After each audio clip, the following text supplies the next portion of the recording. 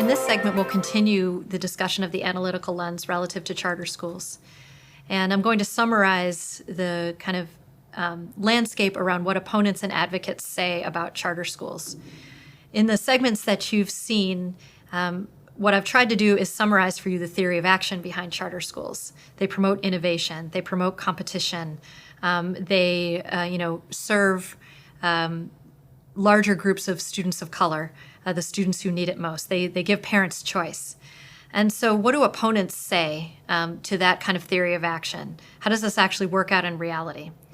Well, what opponents say is some of them say charter schools don't promote innovation, although it may be the case that individual charter schools have more innovative practices as a result of having these autonomies that traditional public schools don't have. What hasn't happened is the kind of spread of innovation either from charter school to charter school or from charter schools to the traditional public school system. So the kind of foundational assumption that came with Ray Budd, that came with Albert Shanker, hasn't actually come to fruition, and therefore they haven't kind of fulfilled their purpose. I think another important note that the opponents take, or position that the opponents take, has to do with the students who enroll in charter schools. And this is an argument that comes up around school choice in all the different forms that it takes, whether we're talking about vouchers or charter schools, et cetera. And that is that there is this aspect of it that's opt-in. And so only particular parents and particular students will choose to fill out that application. And even if charter schools are lottery-based, that there's some kind of self-selection that happens in that. And what opponents say is that this leaves behind a set of students in traditional public schools that are less likely to opt in, less likely to seek information, and therefore have higher needs.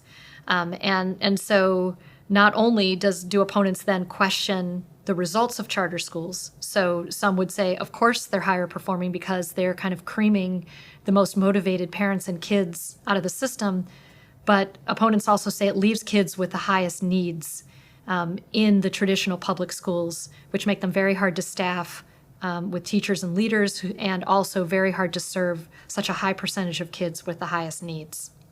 I think connected to this are arguments about racial segregation.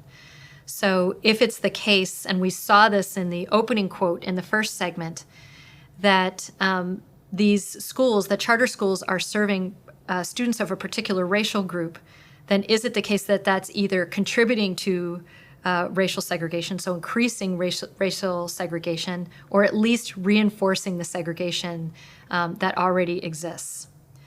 There's another set of arguments that opponents use about charter schools that have to do with the performance contract. So the idea on the front end, and you saw this in the quote from Barack Obama about what charter schools are supposed to do, he was very careful about coupling this idea of innovation with this idea of accountability, saying charter schools are going to increase innovation, but the expectation is that charter schools have high levels of accountability around whatever they put in their own performance contract. What opponents say is that in reality, states haven't put into place strong enough consequences for charter schools that are low performing. And either on the legislative side, they didn't put enough teeth into the original legislation to close charters, or states or districts haven't had the willpower to kind of push on authorizing entities to take away authorization when charter schools aren't performing well. There also is inherent in the charter debate a debate about the teachers' union. And there are some who say that charter schools specifically target teachers' unions. They target members of teachers' unions by giving this kind of loophole or this workaround to schools that don't generally have teachers that are part of a collective bargaining unit. So on the flip side, what do advocates say? Advocates point to the original theory of action of charter schools and say, we see evidence that it's actually working the way that we hoped it would. This increase in competition among schools, although it's the case that if you look in aggregate across the country, because charter schools are a relatively low percentage of schools in the country, but if you look in localities, as I mentioned, where there are a lot of charter schools, there is evidence that charters are pushing pushing local schools either to innovate or out of business, essentially having to close their doors because they're losing students. And so there's debate about whether or not the right schools are getting the right kinds of pressures, but advocates say this is exactly what charters were supposed to do. They were supposed to both bring innovation into the system, but also to put pressure on lower performing schools. Advocates also point to increased parental engagement, that parents are more involved when they have a choice. We saw in the graphs that I showed you that charter schools are serving a high percentage of low-income students of color, and advocates say this is exactly what we hoped for when charter schools came into the kind of public school space, is that there would be particular students who would benefit from this, and they would be the students who need it the most. The other arguments that advocates make have to do with the actual autonomies that charter schools receive. So the idea that they can use their budgets differently, that they can hire a different kind of staff, that they aren't restricted around certain certifications for either their teachers or their school leaders, that this leads to higher levels of innovation, it challenges the status quo, it pushes for both individual school excellence and also system excellence as a result. So closing out with the critical questions raised by charter schools. First of all, how do states and districts begin to think about the school quality issue for charter and traditional public schools both? When we move into the unit that focuses on accountability, this question is going to become the center of our discussion.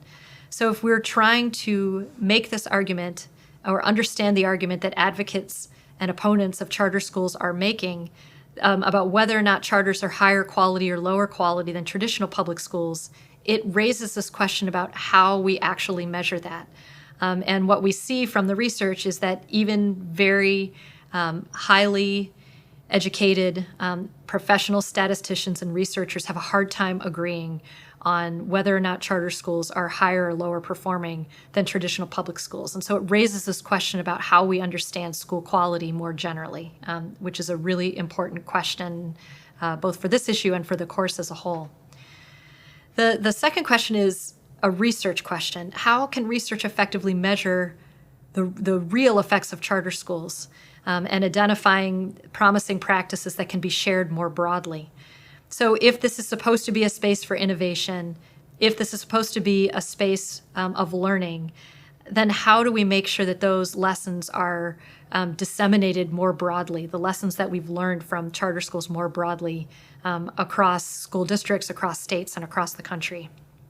And finally, in terms of parent information, I think one of the things that's happened in the field is that there's been a higher level of acceptance that charter schools are here to stay. The kind of question of will charter schools be a part of this educational space has drifted into in what form will charter schools be a part of this education space. And so the question becomes, if we're going to have choice, if that's going to be one of the elements of public education in the United States, then what kind of information do parents need to make good decisions? And how does that then influence the way systems design the kind of choice and selection process for parents and students? So that is the end of the segment, the analytical lens on charter schools. And this also closes out the set of segments focused on charter schools more generally.